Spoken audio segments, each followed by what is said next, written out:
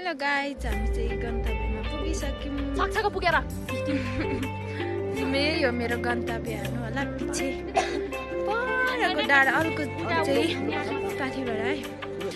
घामले कति साह्रो भइरहेको छ। यहाँ छ भेनाश्री। अनि यस्तो छ यहाँको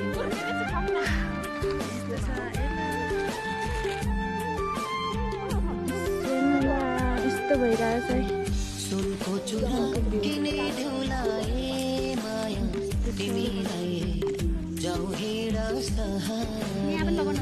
त्यो त मेरै हो नि त।